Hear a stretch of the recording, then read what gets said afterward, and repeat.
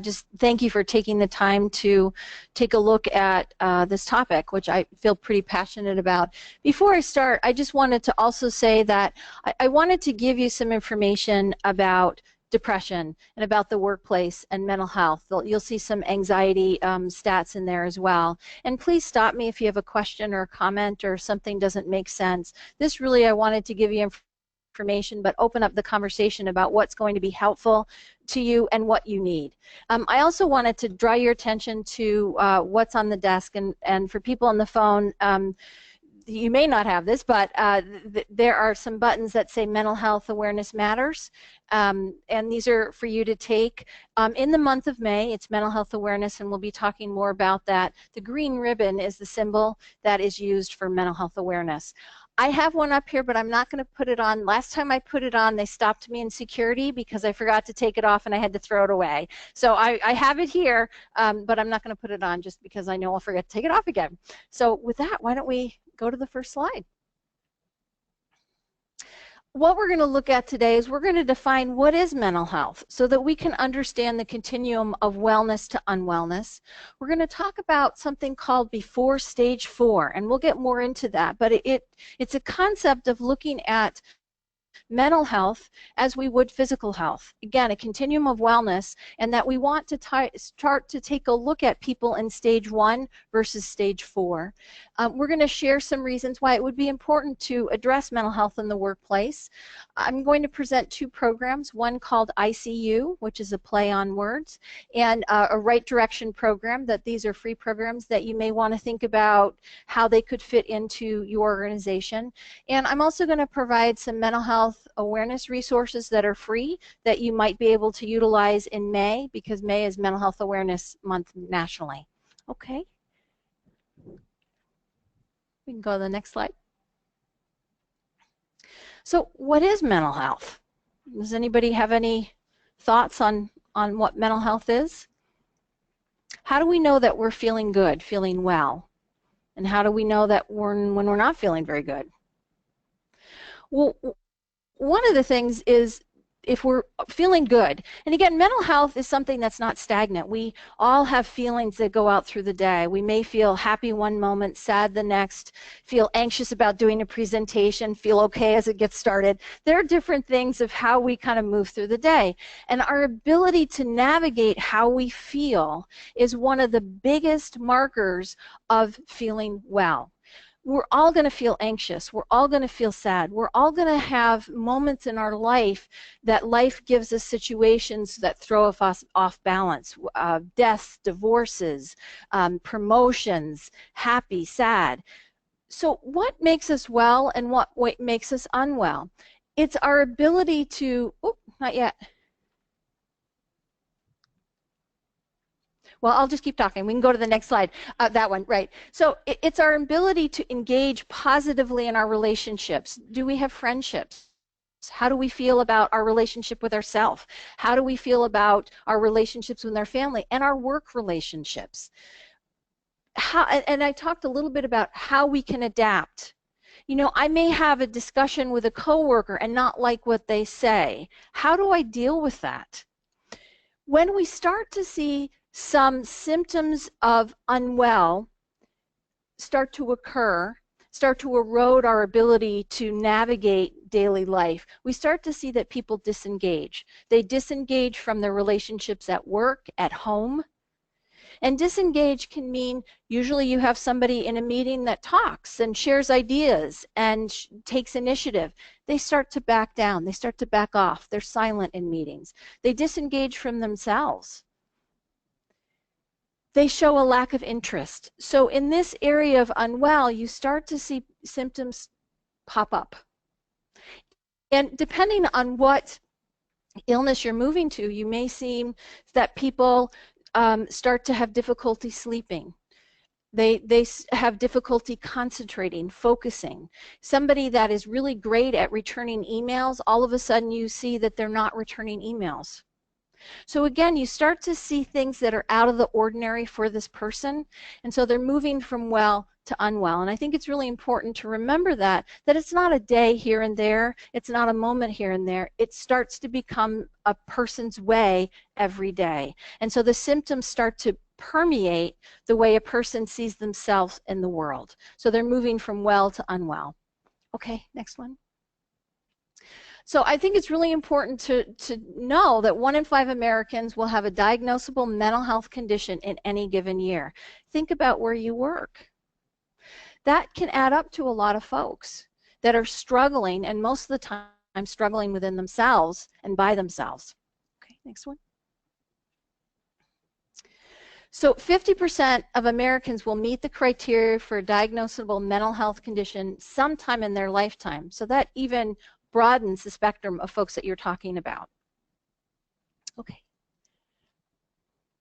Half of those will develop the conditions by the age of 14. And I will tell you that most people that develop a mental health condition wait 10 years before they get treatment or before they get appropriate and proper treatment. That's a lot of suffering. That's a lot of pain in somebody's life. So think about that. If you had a physical illness, let's say diabetes, and you waited 10 years to get treatment, the effect that that would have on your body. So if you think about people starting at age, let's say 14, with an anxiety disorder, and it doesn't get treated properly until age 24, that's a huge span of somebody's life and development that has been altered by a mental health condition. Yes? Why the wait? Is it because they don't know? They pass it off as something else? Other people aren't helpful? 10 years is a long time. Or are they in denial that there's a challenge? All of those reasons. One of the big issues is people don't know what they don't know. They don't know the symptoms. And so they push it off. Further along, we're going to see some stats. But a lot of times people will go into the doctor because they have heart palpitations and they think it's a heart issue. It's not. It's anxiety. So a lot of the times people start to just disengage. And they think, oh, it's just teenage years. People don't understand the signs and symptoms, so they get misdiagnosed. And up until recently, people have not been screened for mental health issues. We have a lot of screenings for physical health issues. We do cholesterol screenings. We have blood sugar screenings. We have a lot of screenings to try to see what's happening physically in our body. Up until now, very few practitioners have been doing screenings for mental health. And so it goes undiagnosed or it goes diagnosed improperly. So that's why, but statistically about 10 years. Okay. Yes, a lot of times, and we're going to look in that, a lot of times people don't want to seek out treatment because they're afraid. They're afraid of the consequences and the repercussions of what that would mean and the label. Right, exactly, and we're going to talk more about that again, from unwell to crazy. And those are kind of what we think about. I mean, think about what was the movie with Jack Nicholson, One Flew Over the Cuckoo's Nest? I mean, if you see that, that's going to freak you out about getting any kind of treatment for any kind of mental health. But then if you fast forward to some of the movies now when they depict what therapy might look like, it's very different. So it's kind of overcoming some of the stigma that we've been taught to believe. Right now, what I'd like to do in a moment is show you a little clip. It's a video. It's about 1 minute and 25 seconds, so don't blink. And it sets up this whole idea of, you know, mental health and physical health are kind of a marriage. They come together. And if you only treat one part of yourself, the other side doesn't get what it needs. If that side doesn't get what it needs, then either does the physical health side. Because we know that physical health and mental health are so tied in that if you don't treat both, neither one of the conditions get better. And this will introduce the concept of before stage 4, where we really want to start to take a look at people in the first stage when symptoms appear, rather than wait until the 4th stage when somebody's in the hospital for self-harm. Or somebody, it would be like in physical health, we're not going to treat somebody until they have a heart attack. So I'd like you to think about that when we watch this little video.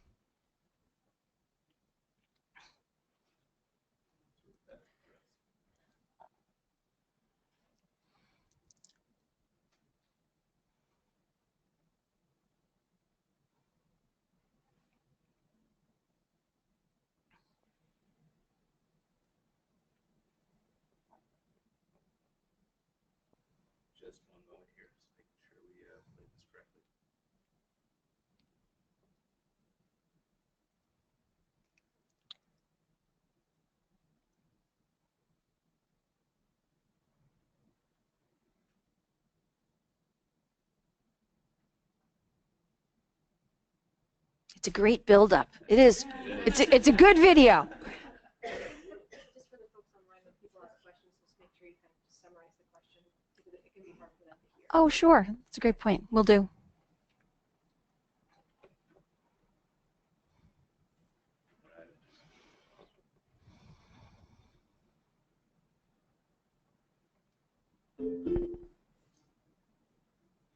That was the teaser. It was.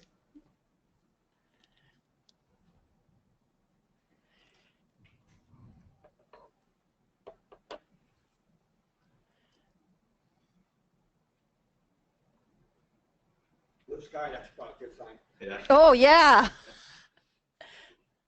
That's beautiful. Our brains control how we act in the world. But did you know the world?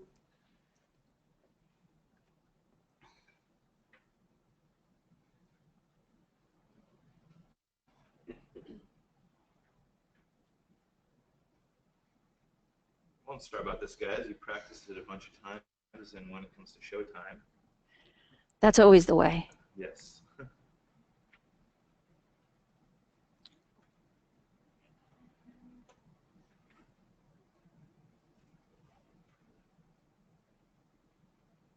just going to do this the manual way, Okay. and But did you know the world around us also affects our brains? Our genes, environment, and social interactions all work together to shape the way our brains develop. Sometimes these factors combine in ways that create unhealthy thoughts or feelings.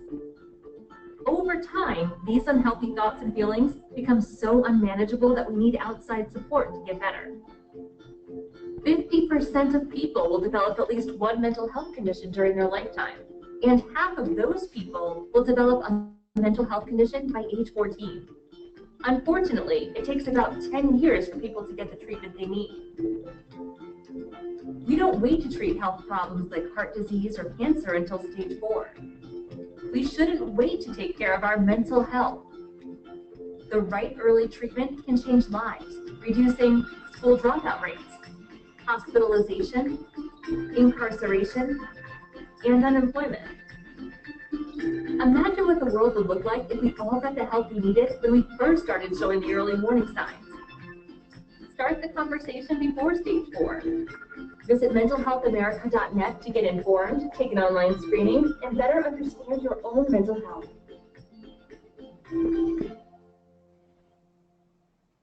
Thanks, Stuart. Before I go on, does anybody have a question about what we've talked about? Anybody in the room or online? Mind Matters in Minutes. What is mental health? Part 1, a definition. I like that accent. Okay, well, when I move on, I just wanted to summarize a little bit about what that little snippet said, and it kind of reinforced what we had been talking about, that there are just really stages of illness and stages of wellness. And it would be great to start to try to address illness in stage 1, in any kind of illness, physical or mental health. What they talked about in the little videos are screenings. We do a lot of screenings for physical health, and we do very little for mental health. So one of the things about stage 1 is implementing some screenings, and we're going to talk more about that. But in stage 1, you'll start to see people that have mild symptoms and warning signs. Somebody that is really struggling to sleep at night and can't focus during the day. That's a warning sign. And most people don't pay attention to that, or they don't know what that may connect with. Stage 2 is that the symptoms increase in frequency and severity, and they start to interfere in people's activities and lives. Somebody at work. Somebody gave an example of somebody coming in and is tearful at work. So again, it starts to interfere with the way a person functions during the work life, but they may not connect that to a mental health issue. Stage 3, the symptoms continue to worsen. You relapse, reoccurring episodes accompanied by like activities and roles that get compromised. You can't remember what you're supposed to do at work. You're falling short on deadlines. You're not able to interact with coworkers, or you are somebody that's pretty mild-mannered, and all of a sudden you start to see somebody become very irritable or not being able to get along with coworkers. There are a lot of signs and symptoms that along the way, if people knew what they were looking for, know how to manage, know how to help, then you don't have to keep going to stage 4. And this is when the symptoms are persistent and severe, can jeopardize someone's life, when somebody ends up in the hospital for suicidal ideation, self-harm, wanting to hurt other people, so despondent that they can't leave their house. And the harder, the more ill somebody becomes, the harder it is to treat and the more pain somebody's gone through, just like a physical illness.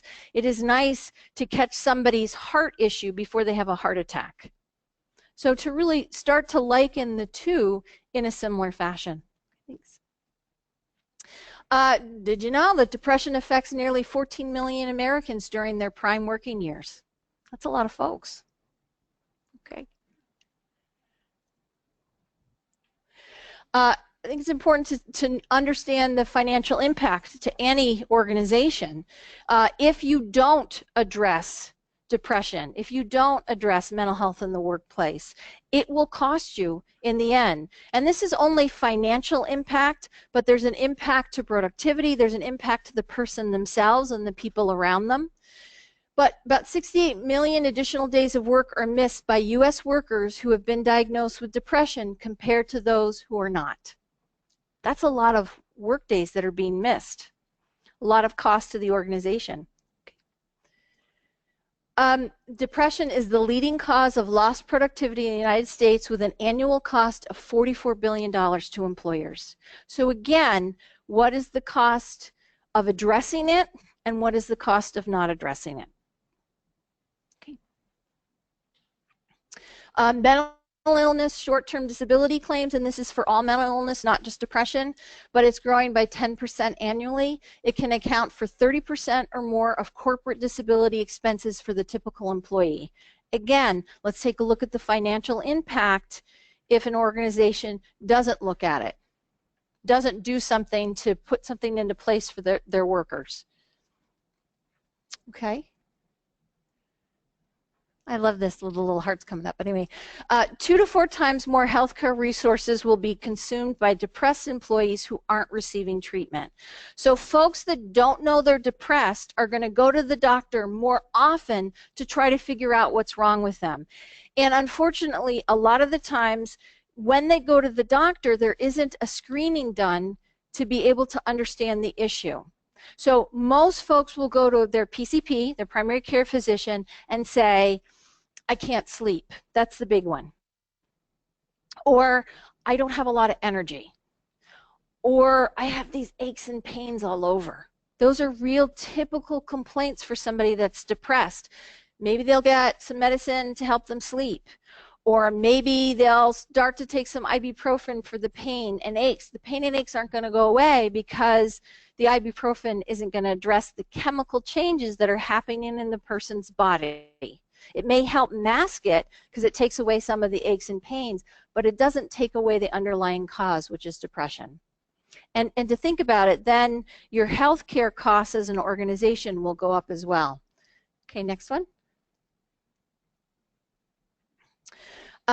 Again, mental illness such as depression, they could cause more days of work loss and work impairment than any other chronic health condition. To me, this is a big one. Think about any other chronic health condition. We have a lot of screenings that will come in terms of, let's measure your blood pressure. Let's find out what your cholesterol is. But very few do we screen for a mental health issue. Yeah. So I've been at companies where we bring in the nurses and we do all those screenings. We could, on those days, we could literally request that a mental health nurse come in and give people like mental wellness screenings. Do companies actually do that?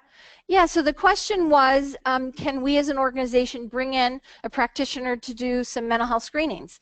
And yes, you can. Doesn't have to be a nurse. And I will show you resources where people can screen themselves It's free.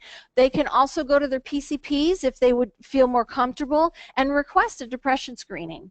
And it is called a PHQ-2 and a PHQ-9. The two are just 2 questions, real simple questions. And if they answer positively to that, you can go on to the 9 to get a better definitive screening. Very quick, very easy, and I'm going to show you where it is. That you can give it to your employees as a resource, but you can also have employees do their own online, or you could have a practitioner come in and do a little bit of awareness and do the screening there and then. Sometimes people like to do it by themselves because, again, people still feel worried about what are they going to use this information for. And part of it is breaking through the stigma that you're not going to get looked less than because you have depression versus high blood pressure, cardiac issue. And what we do know is most chronic conditions that you think about, diabetes, COPD, cardiovascular issues, there is a component of depression. Very high likely what we call comorbidity, when 2 conditions happen at the same time, co-occur. If you don't treat both, neither one get better. And we're going to talk more about that in a minute. Okay. This is a biggie. Depression is the leading cause of disability in the world. I want to tell you, this is hot off the press. I did this about 2 months ago, and when I did this slide, it was the 2nd leading cause. But WHO, World Health Organization, had their symposium on March 31st, and they just released this as a new statistic. So it is the leading cause of disability in the world. It rose 18% in the last 10 years, and this surprised everybody. Rose 18% in the world. So when you think about cost of care, you think about people suffering, you think about health, if we don't address the leading cause of disability in the world, we're not going to get better. Next one. What did it displace? What was the leading cause? The last time it was number 2, so it would have been the 2nd leading cause of death, and it was accidents. And cardiovascular and musculoskeletal issues were within the top 5. Depression and anxiety, it's really important to understand how these two kind of dance with each other and affect each other. It's not uncommon for someone with an anxiety disorder to also suffer from depression or vice versa. Okay. Nearly half of those diagnosed with depression are also diagnosed with an anxiety disorder. Why this is really important is that having both disorders can increase risk and chronicity. What they did a study with folks that completed suicide, that took their own life. 92% of them had both disorders, anxiety and depression. So it's really important that it's just another illness or another disorder that you have. It increases both conditions. Yes? How much higher is that, or equal to or less than people suffering from bipolar? How much is Yeah, because you're saying 92% of people suffering from depression also had anxiety, completed suicide. And I know that bipolar also is high in suicide. I'm wondering, are they equal to each other, or is one higher than the other? I don't have the stats on the suicide completions for bipolar. The question was, what is the suicide rate for folks that have the condition called bipolar? And I don't have the stats on that because what we were looking at were the combination of the two. I can tell you that some of the stats do include folks that have depression and bipolar. One of the conditions of bipolar, people tend to cycle in their moods, and when they're in a depressed state, that tends to be when folks self-harm. So they've kind of taken that number and put that in with the depression. And again, it's for folks that completed suicide. 92% of those had the 2 disorders. Okay. Anxiety in the workplace. This is a big number. 41% of employees from across the board, range of industries, reported high levels of anxiety in the workplace.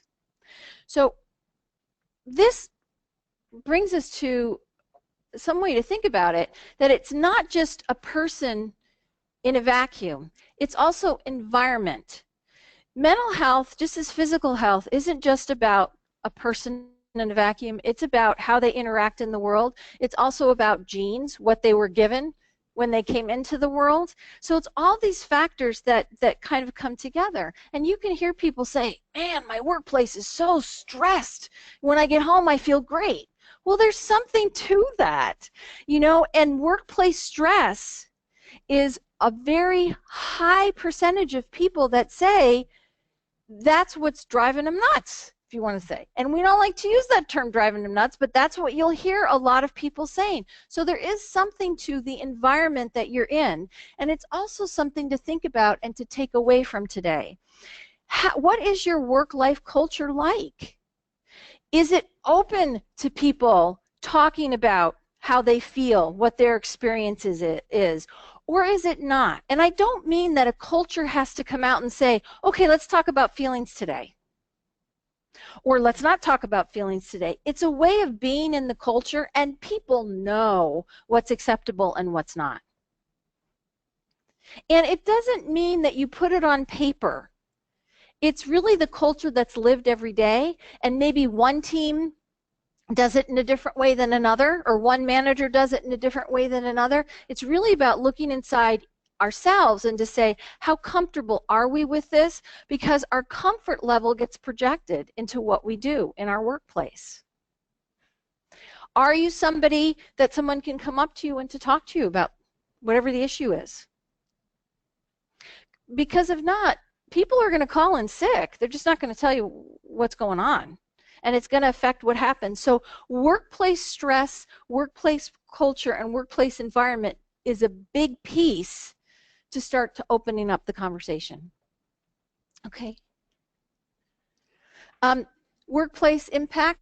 People with anxiety disorders commonly cited these as difficult situations, dealing with problems, setting and meeting deadlines, maintaining personal relationships, managing staff, participating in meetings, making presentations. And again, think about how would this lace into somebody's responsibilities. Okay. Care costs. People with anxiety disorder are 3 to 5 times more likely to go to the doctor, 6 times more likely to be hospitalized for psychiatric disorders. And the costs of care are $22.84 billion a year. And most people will go to the doctor. When they say 3 to 5 more times likely to go to the doctor, they go for a physical symptom, or what they think is a physical symptom. Heart palpitations, GI issues, I got gut problems, and there's got to be something wrong with my stomach. Headaches, body aches, a lot of those things. And again, we talked a little bit about depression, and you can kind of see how they overlap. Is if you're getting, let's say, your GI issue taken care of with some medicine, and you're not getting at the cause, you're going to still have problems. Yeah. Yeah, the dollar amount, the question was, what is the dollar amount? It's $22.84 billion per year of care costs.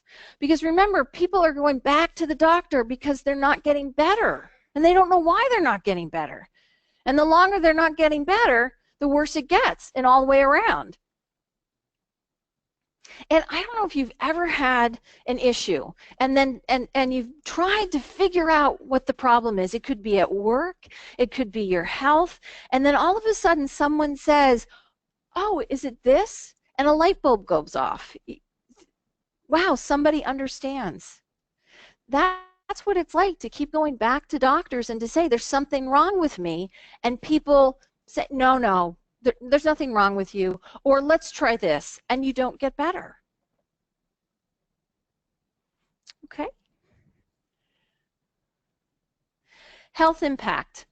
Without proper treatment for depression, individuals twice as likely to develop coronary artery disease, twice as likely to have a stroke, 4 times as likely to die within 6 months of having a heart attack, if they don't get treatment for their depression.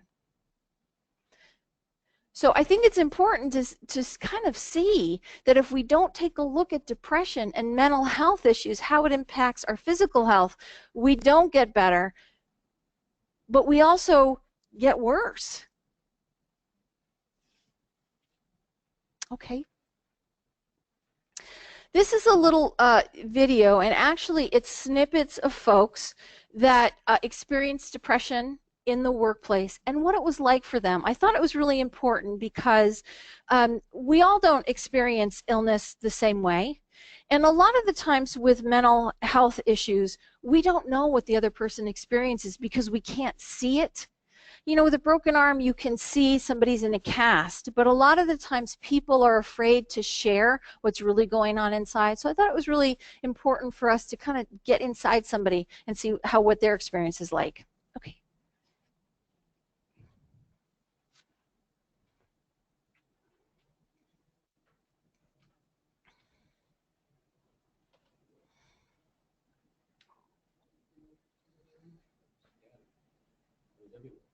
My mind was everywhere but where it should have been. Constant headaches, the mood swings, the chest pain, and just not being myself. I got married, started a family right away. My father passed away. I was diagnosed with cancer. Was promoted to a job that I wasn't prepared to be able to do, but I took it anyway. And that starts taking a toll. I cried all the time. I lost about 40 pounds. I was very irritable, very angry, very tired, and couldn't concentrate. I couldn't remember what I had just read.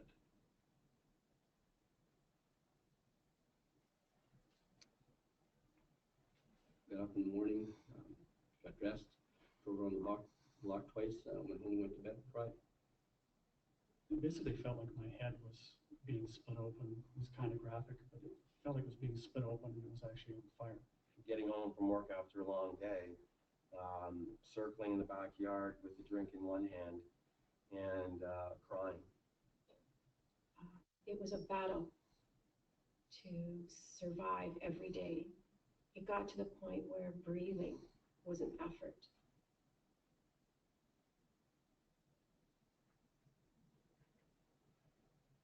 I was angry. I would come home from work and my children, I have 5, were all trying to do the best they could do, but I would come in from work and if I saw a dish on the counter, I would blow it way out of proportion. You had to isolate me more. I'd go up to my bedroom and put the TV on when I got home from work and not go downstairs where the rest of the family were. I know I love my children. I do. I love them with all my heart. But, you know, the younger one, he needed so much attention that, you know, I feel like if I do touch him or I feel like if I, you know, go and play with them, you know, I will hurt him or, you know, that's how I felt at the time.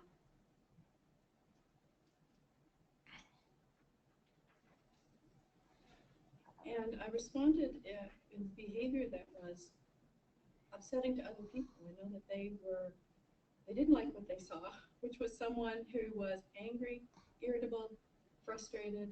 Just avoiding people. Didn't want to, and of course that's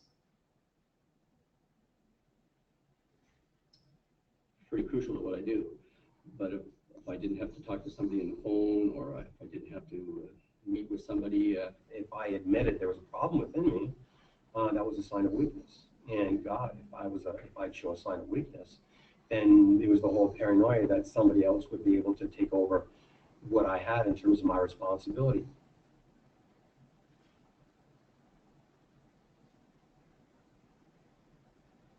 Crying like non-stop and body becoming so weak and you're trembling, you feel like you are all confused. You don't know what is good and what is wrong. My parents were completely concerned, and so were my friends, and my parents didn't know what to do. Scared. I was scared I was losing my mind. I was scared that, you know, people are going to judge me. I was scared that I was being an awful mother. You know, I was scared that, you know, they're going to take away my kids from me. So that's probably one of the reasons why I was so, I didn't want to tell anybody about what I was going through. I just wanted to do it by myself.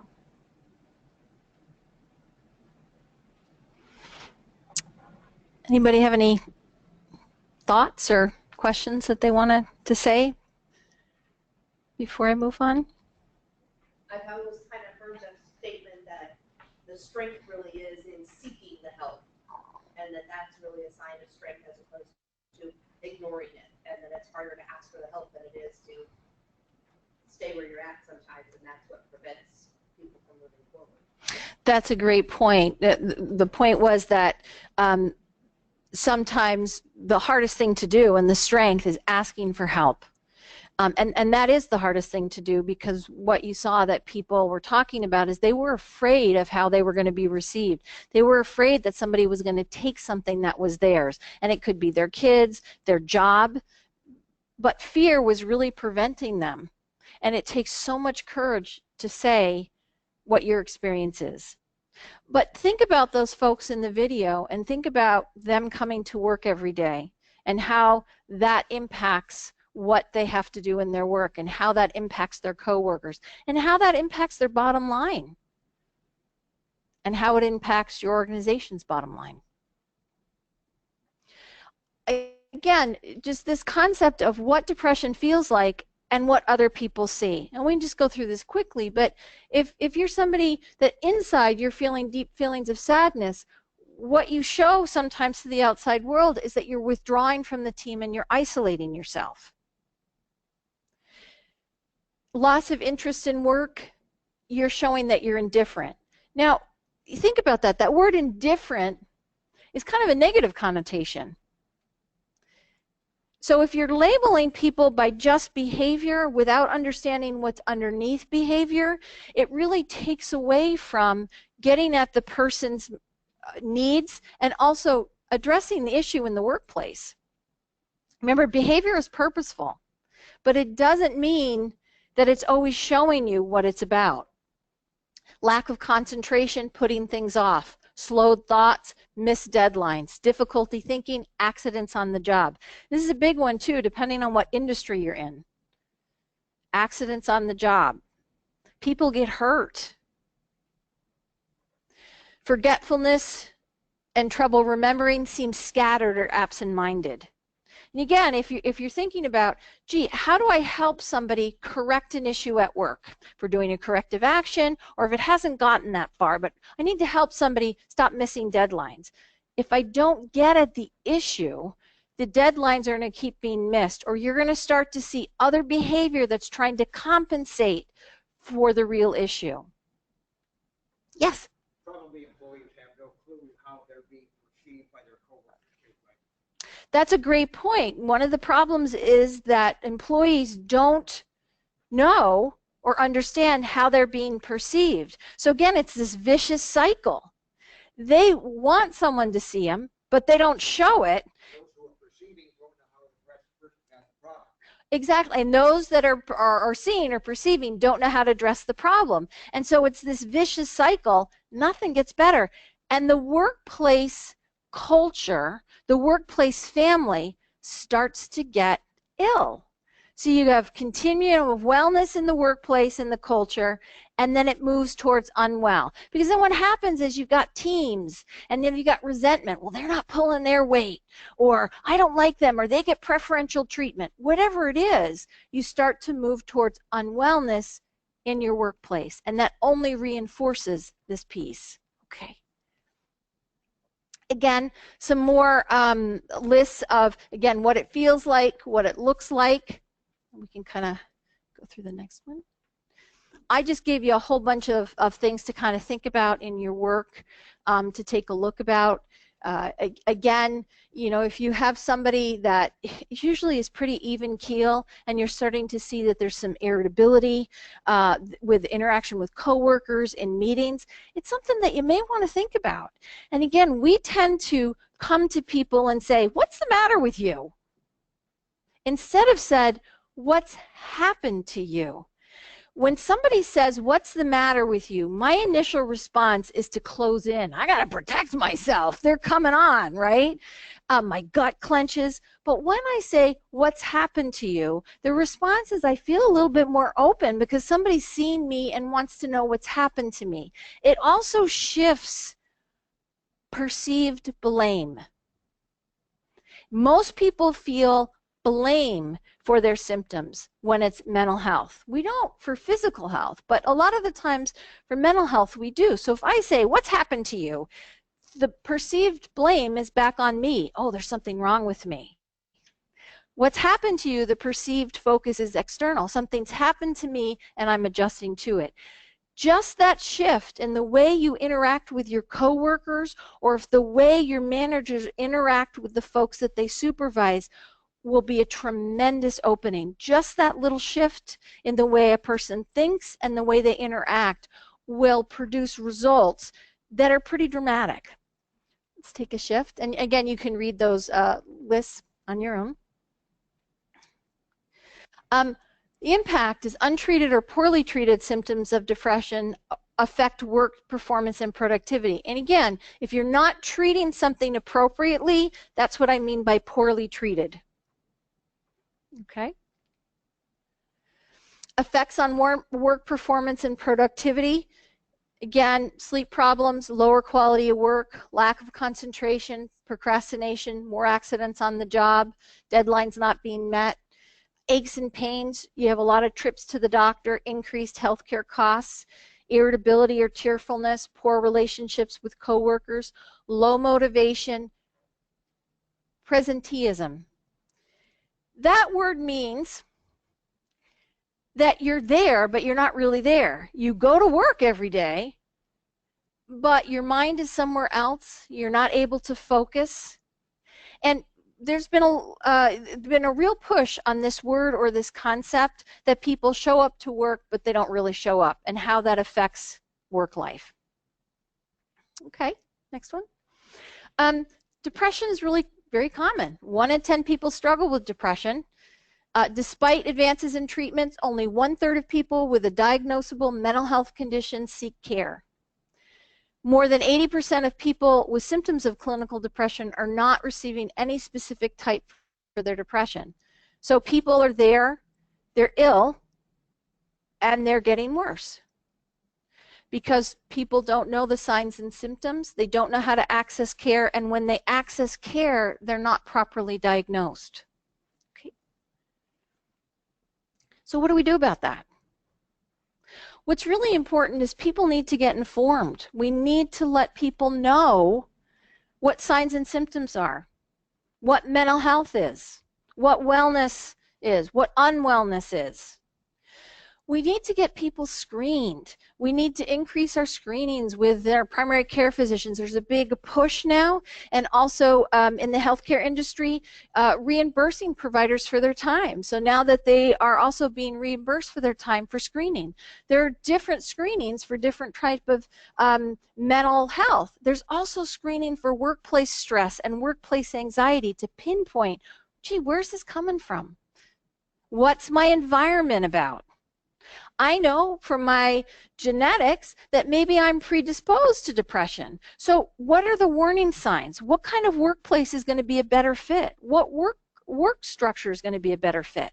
There have been a lot of studies in workplaces, and we know what works for people and what doesn't. And yet, a lot of workplace organization hasn't shifted. There are lean models, but there are also models of how to create a work environment where people thrive, where people are more productive. That's what we have to start taking a look at. And we can screen workplaces, or workplaces can do their own environmental scan and to say, where can we do this a little bit differently? Or what can we add to our work life to help people? And to get help, get the appropriate help, I think is important. Because people are trying to get help, they're just not getting the help that they need to get better. The stigma of depression, often depression is not addressed due to the stigma surrounding mental illness, and they don't seek care because they don't want to admit they're depressed or they don't want to admit they're anxious. I mean, that's hard. to say that, because again, throughout kind of the history and course of my lifetime, we talk about people are going nuts, they're crazy, something wrong with them. It's not a condition that has biophysical issues. The chemistry in a depressed person is different than the chemistry in a person that doesn't have depression. Chemistry of an anxious person is different than a person that doesn't have anxiety. It causes changes in the brain that affects the way we think, feel, and act, and how we perceive the world. So why would we blame somebody for that or think that it's something that makes them less than? When somebody's has diabetes, we don't think in that way. So again, it's addressing stigma, it's addressing how we feel inside as well towards folks and towards this issue. They're afraid that it adversely affect their work status. In the video, you saw a couple of those gentlemen saying, I don't want to tell anybody because they'll take my responsibility away. It's a sign of weakness. I can't show anybody. They're embarrassed, they feel alone, and we could keep going with those, but those are kind of ones to get you thinking in that way. Thanks. So how do we reduce the stigma? How do we help people? One of the things is in work is to promote transparency and openness and discussion of mental health concerns. There's a rule, don't talk about it. Don't talk, don't tell? Gee, I've heard that before.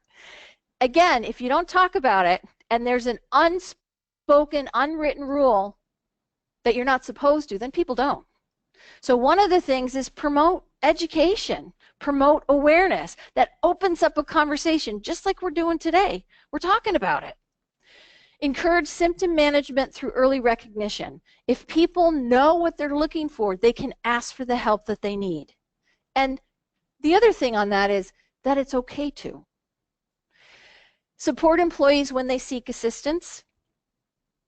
Share similar stories, experiences if you can. Have someone come in and talk about it. And people can say, aha, I see myself.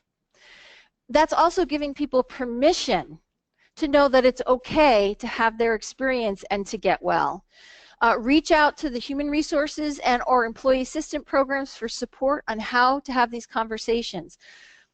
Yes, sorry. I'm curious, do you see the value of EAP programs increasing now? Are more presidents and leadership teams understanding the impact of a formal EAP on their bottom line? Yeah, so the question was, do I see the importance of EAPs in industry and the impact that it has on industry's bottom line? Did I capture that? Okay. They're extremely important. A well-managed EAP is extremely important. And an EAP that people know about. If you have an EAP but people don't know how to access it, it's communication and education, but also that you have in the benefits for your EAP life skills support. There are some EAPs where you don't have like life skills supports, and if they've done studies, and workplace environment gets better when you have an EAP that is tied into the work life and that offers work life skills and that people access. The problem is a lot of the times EAP will come in and they do a fabulous job, but the piece that gets missed is talk about mental health. And so people have a tendency to not use EAP for mental health issues. And so a real push, and that's what's really important with EAP. And there are two programs that I'm going to show you that work in hand with EAP. Okay. Again, for managers, I just wanted to give you an example of what you can do instead of saying, what's wrong with you, to say what's happened to you. And again, to talk and use open-ended questions. An example of, I've noticed that you've been absent a lot lately. Is there anything you'd like to talk about? I care about you. So what you're doing is you're telling the person, you're acknowledging what's been going on, and giving them an opening to say what they need to say, if they choose to. Okay? Doesn't that open up some, for a manager to delve that deep, doesn't that, can that open up, I don't know, I guess I'm just wondering if that puts that manager in a really uncomfortable position, if that employee does you know, and maybe it's training your managers to know, well, one, know about the EAP and know about management referrals and kind of knowing when to stop that employee and say, hey, you know, I don't know.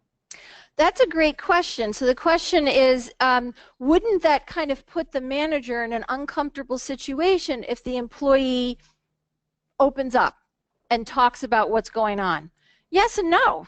You're right. One of the big things is we need to train our managers of how to deal with a situation. Again, it's comfort level of people, and you need, as a manager, to take a look at how comfortable am I and what can I do with this information. My slant is that, yeah, we need to start opening the conversation because it doesn't get better. The person is going to keep coming in late. And if the manager is uncomfortable, then we need to support that manager. We need to give the manager education and then how to help the person link up with help. And I'm going to show you that in just a minute. 60 to 80% of depression cases can effectively be treated with brief, structured forms of psychotherapy, work-life skills, and antidepressant medications. Again, we have to address the skills to be able to deal with the systems, but also the chemistry of the body. Okay. Again, need for training. 25% of working population suffers from a treatable mental illness. Only 15% of employers train managers to recognize mental health problems and help employees get treatment. And that's where the organization comes in. You need to give your manager the tools to be able to do their job. Well, you know, I think the other piggyback comment on that question is the supervisor or manager knowing this is beyond me. Yep. And being able to have some vocabulary around, I can see this is troubling, or that this is extremely important to you. Let's see if we can't find you some resources with the expertise to assist. And let's see what I can do, and let's work with HR. We know we do or don't have an EAP program. And so being able to just even giving them that vocabulary so that they're leading with heart and business, and they're able to kind of do a little bit of a balance of both. That's a great point. The point was that we really need to give managers, supervisors, employees the tools, the skills, the knowledge to know how to interact with people and also to know how to link them up with services. And that's really important. And that is probably one of the big issues that an organization has to decide what they want to do. And then how do we then use the employees to link them up with EAP services or whatever services your organization has. But it also isn't just about mental health. It's about how do I interact with people? What's my comfort level about interacting? And that's also training for supervisors, managers, or any kind of employee in the workplace. And it goes back to work-life culture. Okay?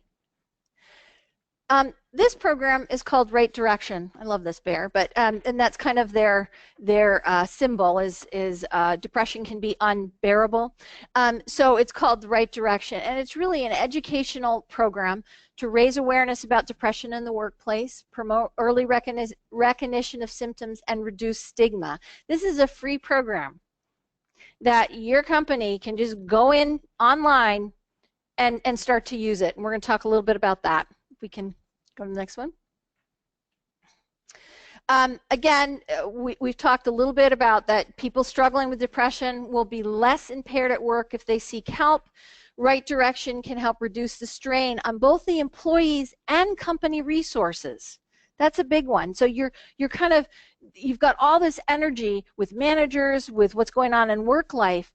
You can kind of take out, deflate some of that pressure by introducing a program such as this. It doesn't have to be this, and I'm going to keep going with this and explain it a little bit. This Right Direction, what they've kind of done is they've done studies working with EAPs and having behavioral health benefits in your health benefit package. With the ACA coming in, most companies have mental health benefits or behavioral health benefits. Prior to that, some companies did not. They could opt out. Now with mental health parity, if you're offering something for physical illness, you have to offer the same care for behavioral health or mental health illness. You have healthier, more productive employees, decreased disability costs, less turnover, and retention of valued employees.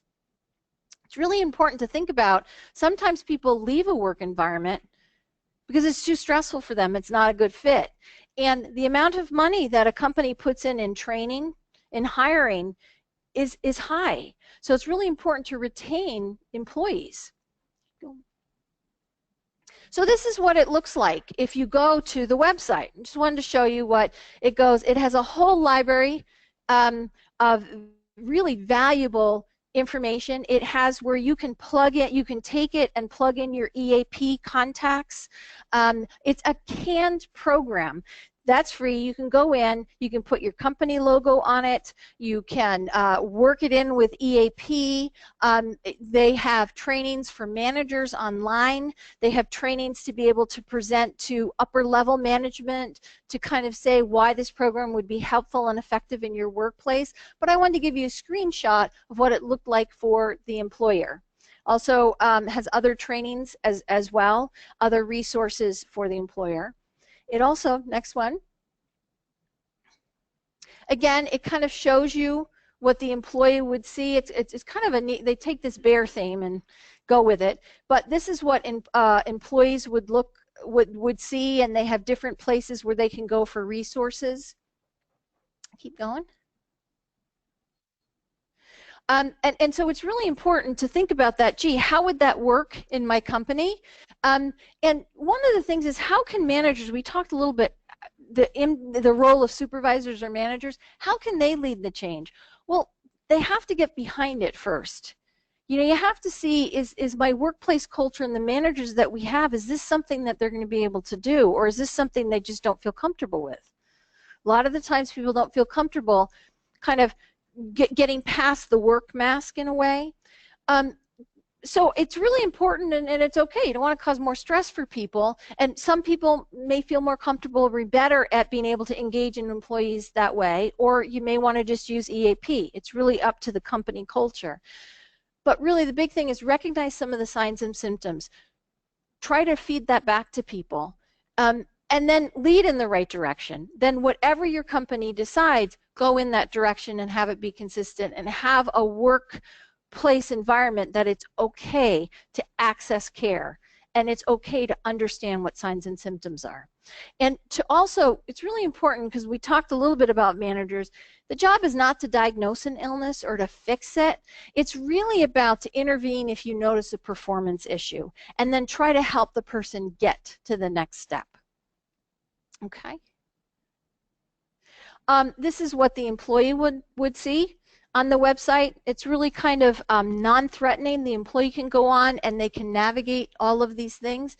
In where it says get help, they have the screening, so a person can go in and take a depression screening, and it gives you the feedback, it gives you the signs and symptoms, it tells you where to go to for help. The company can implant the EAP conducts, or whatever you want to do, you can put that in. But so the employee, instead of going to a manager because they don't feel comfortable, they can go in and do a screening themselves and say they're depressed, and they can make an appointment with their doctor to get some help. So in a way, you're giving this tremendous tool for an employee to say, let's take a look. Next. Again, this is what they'll see. This is what the screening looks like, where to get help, talking about you're not alone. They give information about depression, different articles about it, but it's this big website that you can implement if you'd like. Okay, next. Another program that's free is called ICU, and it's a play on physical health when you go to the ICU, intensive care unit. This is ICU, which is a little bit different, and it's really talking about identifying the signs, connect with the person, and understand the way forward together. And we have a short little video, and then we'll be wrapping up.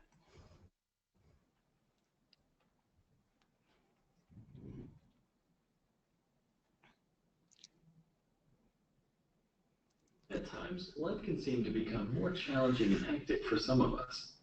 This presentation was developed to encourage you to reach out to fellow employees when they demonstrate the need for help and support. These expressions of concern contribute to a supportive workplace culture. A key to improving emotional health and removing the stigma of mental distress is to make the signs and symptoms recognizable, understandable, and most importantly, in the workplace environment, manageable. When someone experiences a physical hurt, injury, or illness, the signs and symptoms are clearly recognizable. In fact, they are often difficult to miss and clearly inhibit the tasks a person can do. When someone experiences emotional distress or psychological ill health, the signs are not so obvious unless we look a little more closely. To help us improve our ability to recognize those in distress and provide them the support they need, we have borrowed a concept from physical healthcare. If someone is very unwell physically, they are taken to an intensive care unit or ICU. They are monitored closely and watched carefully, so that they are able to stabilize and hopefully return more rapidly to health. When people are emotionally distressed, they are often not recognized as being in ill health by those around them in the workplace. Emotional distress is most apparent in the way people's behavior changes, and often people are thought of as disruptive or withdrawn rather than unwell. They are left feeling alone and unsupported, adding to their distress. With their concerns unacknowledged, they begin to feel no one cares, and they drop out further. Members of their workplace team may ignore them or shut them out since they are less effective and difficult to work with. To prevent this from happening, we want to improve our ability to notice and respond to others' behavior and feelings in our workplace. This reinforces values like interdependency and respect for people, both which support a healthy workplace culture. The initials ICU thus become the phrase, I see you. You do not need to be a doctor, nurse, or counselor to reach out to someone on your team. All you need is a way to recognize who needs help and direct them to where they can get it. There are 3 very simple steps to I see you. Identify the signs. Connect with the person. Understand the way forward together. First, identify the signs. Notice if anything has changed in the person's behavior. Is she tired? Is she distant? Does she seem sad? Does he seem irritable? Has he withdrawn from the team and his colleagues? Next, connect with the person. Find a quiet place to talk. Be non-intrusive. Simply ask, I've noticed that you're not your usual self. Is there something wrong or is there something upsetting you? Is there anything I can do to help? Finally, understand the way forward together. Most people can relate to the experience of never having anyone really listen, and so listening in itself can be a tremendous help. However, some people will need some additional support. Your organization provides resources that offer this kind of assistance. Encourage someone in need to reach out and use these resources to get help. As you assist others, know that services are also there to support you should you need help as you aid your colleagues. By remembering the letters I see you, you guarantee I see you, and thereby reduce the risk of people feeling alone and worthless, going unnoticed, and becoming more unwell. I see you is a simple way for us all to remember how to help and respect others and improve the emotional health of our colleagues every day in the workplace. When you see the symbol, remember the 3 simple steps. Identify the signs. Connect with the person. Understand the way forward together.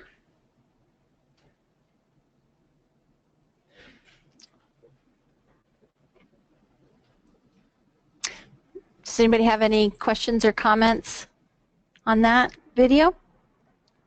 Yes. Just thinking on those programs, especially like the unbearable one, do you have any idea how often that information is like updated or reviewed, or anything like that? I don't know exactly how often it is, but there is a website that talks about that, and they update They also show you examples of, sorry about that, the question was how often is the website updated. They also show you examples of how other organizations have used the program and how they're using it there's Kent State University has a big push with the right direction, and they've showed how that it's just part of their workplace. And they kind of give you a step-by-step. If not, you could just offer it as a website for people to check out. But it's maintained pretty well. Again, I think it's really important to think about how can 2017 be the year that you take on depression and mental health wellness in your workplace. And I wanted to give you, we can go to the next one, some resources to take away. Think about what you can do as an individual and as an organization, because they may be the same and they may be different. Next one. Some resources, and again, the green ribbon signifies mental health awareness. Mental Health Awareness Month is May. Just to get you thinking, maybe you may want to do something in your organization in May, and it's a national effort. There are a lot of free tools online. Partnership for Workplace Mental Health, NAMI is the National Alliance on Mental Illness. They do, you may hear some NAMI walks that they do. I think there are a couple in Portland in May, but they're a fabulous resource for folks to get information on mental health and mental illness, and that's a great resource for family members. University of Michigan Depression Center Toolkit. This is a great free website with the toolkit is really wonderful for folks. Mental Health America, this website, every year they do a mental health push for mental health awareness. That little clip that we saw in the beginning, kind of catchy tune, went back and forth. The first clip was from them, and they have a toolkit that they put together every year for mental health awareness. Next. Thoughts to take away from today, and then we'll have some time for some questions. You know, you can promote awareness in a lot of different ways in your organizations. One is you could help people to understand before stage 4. You can just give them the link to the little video. It's on YouTube. It's 1 minute and 25 seconds, but that could really shift someone's way of thinking about themselves or even about the work environment. With the ICU program or Right Directions, those were the 2 programs that we just briefly touched about. You can equip your employees to recognize the signs of distress and provide resources for education and treatment. And again, it has the whole gamut from screenings to information to how to train managers, how to promote it with senior leadership. It's a free canned program. I think the word free is really important. It gives you a lot of resources that you can use to bridge the gap sometimes between your employees using and understanding what EAP can provide and support. And again, with effective mental health awareness and treatment, company costs will go down. We've talked a lot about the costs of care. If you don't address it, you don't address it, but it's not going to, the problem isn't going to go away. It's going to keep costing your company more and more, not just in lost productivity, but in healthcare costs and also in your workers. Remember, workplace stress is part of the environment, and if it doesn't get addressed, it doesn't go away. Before I end, does anybody have any questions in the room or online or any comments? Yep. So your earlier slide said make 2017 the year of awareness. Mm-hmm. Can you, anybody in the room, anybody online, what are you doing? How have you addressed it? How are you promoting it? What actions and steps so that we can all beg, borrow, and steal from each other? Okay, the question was, what are folks doing? What are companies doing for 2017 to promote awareness in depression or mental health? Does anybody have any thoughts to that? Well, I can tell you what Pacific Source is doing. One of the things we're doing this right now is trying to get the word out and information to folks to say that, gee, let's give you some information so you can make an informed decision about what you want to do. In Pacific Source Company, we're doing the same kind of thing as promoting awareness to these programs, as well as in the month of May, we're doing some more presentations internally to the staff. Every day to the Pacific Source website, we do another little fact about mental health and about wellness so that people can do that. We're doing different activities throughout the month of May for internal employees to get the education that they need to help them with access to answer any questions and to kind of make it fun in a way. So that's what Pacific Source is doing. Does anybody have any examples of what other companies may be doing? I would guess that this is an area that is out there, but nobody really has formally addressed it. They don't understand the impact on an individual and organization. And it's something that basically we should start addressing right away to really demonstrate the impact and train employees and managers.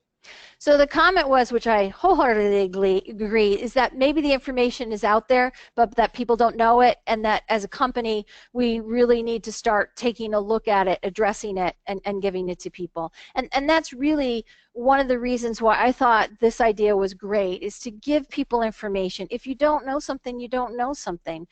Information is power. What you choose to do with that is up to your own organization. But if people don't know what's going on, they don't know how to access care, the problem isn't going to go anywhere. Yeah. You said that you guys were doing this during the month of May. Is that like the Mental Health Awareness Month, or? Okay. Yes, the question is May Mental Health Awareness Month? Yes. May is Mental Health Awareness Month nationally, and so there are a lot of national programs like the Mental Health Awareness, Mental Health America, NAMI. They're doing some mental health walks in Portland. So yes, but you know what? You can do that anytime. I think information is great anytime. So you can promote it in May and say, hey, look what we've got, give out green ribbons, whatever you want. But then to continue with that. It's important to give information, but remember, it's also important to address the workplace culture so that it will support the information that you're planting. We only have a couple more minutes. Yes? Yeah, question online from Tina. Does ICU have a website? Yes, it does. Was it on the slide? If not, I will make sure that yes. Yep. I thought it was underneath the, yes. Yeah, the URL is under the screenshot. It says, Yeah. It's on the slide. Yeah. It's the slide that shows the video. Yeah. Yeah. And that's where you can access it. And they have ICU program, just like Right Direction, has a whole website, again, that you can take the literature, plunk in your company name, plunk in your EAP. It's canned, and it's there for you. Yes? I do have a lot of Spanish-speaking employees. Do you know if they have any of these trainings in Spanish? Right Direction does. Oh, yes, and ICU does have the video in Spanish as well. That's a great question. Sorry about that. The question was, do any of these programs have it in Spanish? And they both do. Yes? Something that I've learned over the years is if your company has an EAP, making sure that you're engaging with that EAP, but also making sure that your EAP will coordinate with your health insurance. I'm assuming since we're all here that we're all the Pacific Source. So making sure that if your EAP refers out to a mental health provider, that they refer them to someone who is in the Pacific Source network, so that, I mean, because EAPs are intended for short-term assistance. And many times that assistance will need to go beyond those initial visits. And it's really important for them to not have to change providers mid-treatment. So just something. And I would check, that's a really good point. Make sure that you understand your resources that EAP can provide, and really have your EAP come do some presentations about mental health. But yeah, they should be using the participating providers for the health plan. And each EAP may have different benefits, so it's really going to be important to give your employees the correct benefits in terms of some places you have 7 visits, some you had 5. So it's going to be important to understand what the benefit is for folks so that they can know. And to remember that a lot of times people do not like to use the EAP for a mental health issue. Were there any other questions online? Okay. Anybody else have any comments or questions before we end? Very good. Thanks. Thanks. I just want to thank you. Thanks.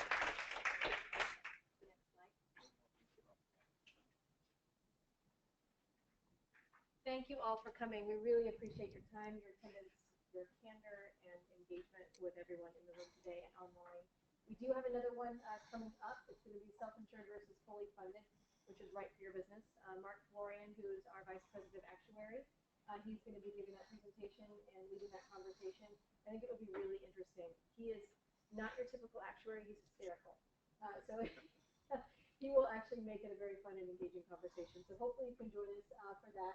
You just register at pacificsource.com/speaker series and feel free to join us again. Yes, Deborah. You're listing July and September. I noticed that you also have a May date. Do we have a date or just the month of May? We don't have a date yet for May, but it is the head coach for Oregon State women's basketball. And so Stuart is desperately trying to get on his calendar. He just ended his season, so he's like, pick me, so I can chat with you to narrow down that date. So we will have one in May as well. He's committed to May, but he hasn't given us a date yet. Thank you all so much for coming. Thanks. Thank you. Oh, thank you. Oh, thanks. I wanted to share with you. Let me take this up. I haven't been so long.